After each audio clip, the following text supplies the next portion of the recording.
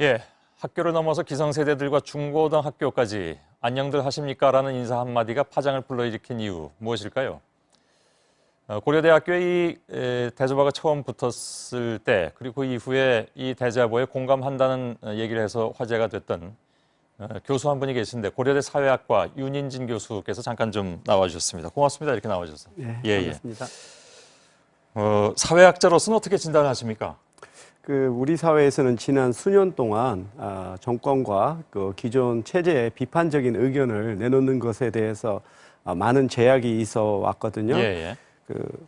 신상 털기라든지 종북몰이라든지 이런 방식으로 인해서 자유로운 의사 표현이 막히게 되다 보니까 이 자기 검열이 우리를 이렇게 굉장히 움츠리게 만들었거든요.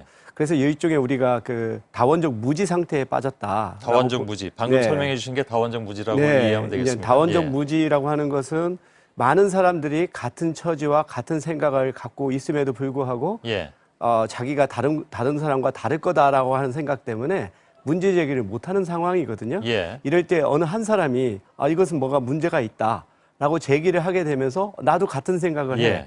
하면서 보다 자유롭게 그런 생각들을 분출하게 된 것이 이번에 대자보 현상이라고 저는 생각을 합니다. 뭐 다른 그 방법도 사실 많이 있지 않습니까? 요즘 SNS라든가 뭐 꽤 많은데 대자보라면 정말 아날로그 방식일 수도 있는데 왜 대자보라는 형식을 취했고 또 대자보이기 때문에 더 퍼져나간 뭐 그런 이유라도 있을까요?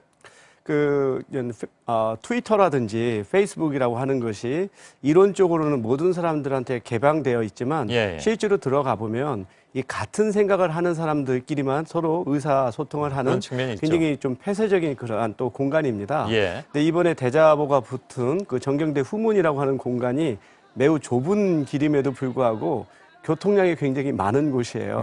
거기에 붙여 있는 대자보를 많은 사람들이 보게 되고 또 손으로 쓰게 된 것이 좀 더 사람들한테 진정성을 준 측면이 있고요. 이게 비록 전통적인 양식이지만 그 대자보 밑에 또 댓글들이 따라붙고 그 옆에 또 릴레이 대자보들이 이렇게 연달아서 나오는 것을 보면 전통적인 대자보 형식과 현대적인 이런 SNS 방식이 결합된 그런 양식으로 나타나고 있습니다. 조금 전에 보도는 해드렸습니다만은 특히 고등학생 같은 경우에는 이제 그 어른들의 걱정인지 모르겠습니다만은 정치적으로 조금 관심을 덜 가졌으면 뭐 중립이란 표현이 어떨지 모르겠습니다만은 그래서 경찰에 신고도 하고 경찰에서는 떼가기도 하고 그랬습니다. 그런 현상에 대해서는 뭐 좀 문제가 있다고 보십니까? 어떻습니까? 근데 굉장히 어려운 질문이라고 생각돼요. 만약에 학생들이 대자보와 같은 방식을 통해서 의사소통을 할 수 있는 권리가 있다면 그걸 허용해야 된다고 볼 수 있고 또 한편으로는 대학생하고 달리 고등학생들은 아직은 이 독립적인 의사 결정을 하기에는 좀 이르다라고 하는 또 사회적 통념도 있거든요. 그래서 참 이것을 어느 쪽이 옳다라고 말하기는 어려운데 저는 이 고등학생들이 대자보 참여를 놓고 논란이 확산되는 것은 처음에 이 대자보가 등장하고 거기서 제기했던 문제의 본질을 저는 좀 더 희석할 수도 있겠다.